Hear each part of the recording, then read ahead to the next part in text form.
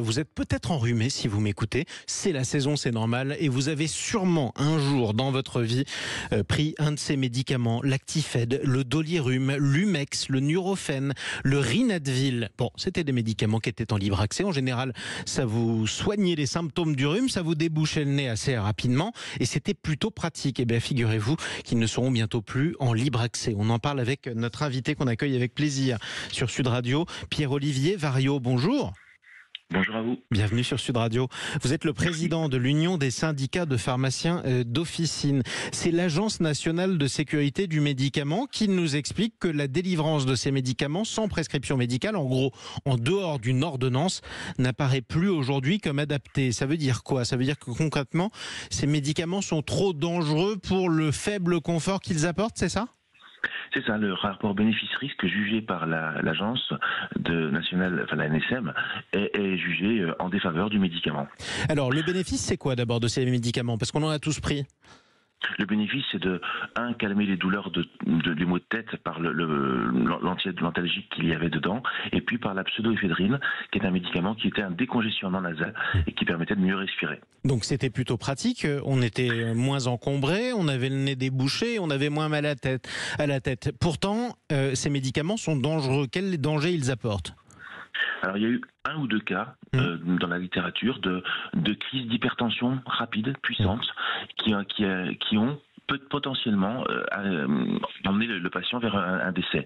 L'EMA, donc l'Agence européenne du médicament, a dit qu'il n'y avait pas forcément un lien entre la prise du médicament et le décès, mais au nom de la clause du principe de précaution, l'ANSM a décidé de mettre ce médicament-là sur ordonnance. Maintenant, on ne pourra plus l'acheter sans ordonnance. Alors, je vais rassurer quand même tout le monde, hein, vous le dites vous-même, il y a eu un ou deux cas a priori, et encore c'est pas sûr, sur des millions et des millions de patients qui en ont pris un jour. J'en fais partie, je pense que vous en faites partie aussi. Donc c'est pas si dangereux que ça, c'est juste que ça vaut pas le coup de courir un risque aussi minime soit-il, juste pour se déboucher le nez et calmer un mal de tête qu'on peut calmer autrement. C'est ça, c'est exactement la position de la NSM. D'accord. Donc ça veut dire que si moi demain j'attrape un rhume, concrètement, vous me conseillerez quoi ?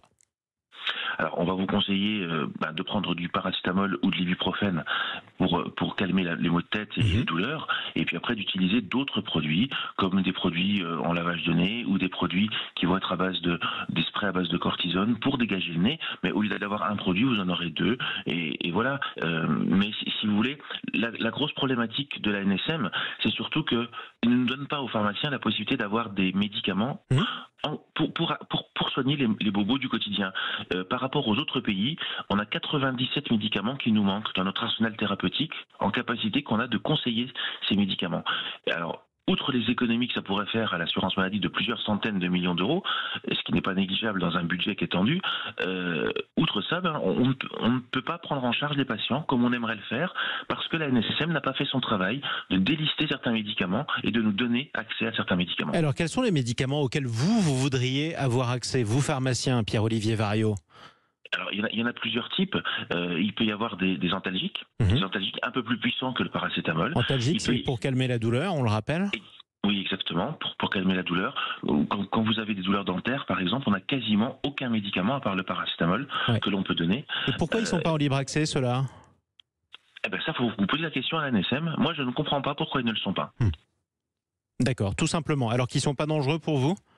Alors, ils peuvent l'être, mais vous savez, tout médicament est potentiellement dangereux. Le médicament n'est pas un bien de santé, et ce n'est pas un bien de consommation, c'est un bien de santé.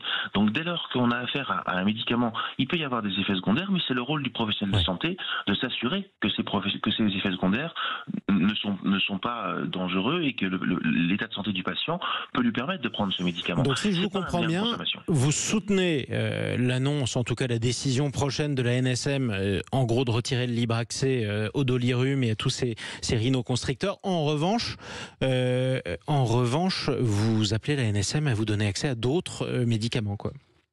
Oui, alors je le comprends par principe de précaution, parce que je vous dis, même l'EMA, l'agence européenne, ne va pas dans ce sens, mais voilà, la NSM est souveraine et il faut qu'on accompagne la NSM, mais par contre, il faut qu'elle soit honnête intellectuellement et qu'elle nous libère des médicaments pour qu'on prenne en charge les patients. Effectivement, on y reviendra avec vous. Merci beaucoup Pierre-Olivier Variot, président de l'Union des syndicats de pharmaciens d'officine.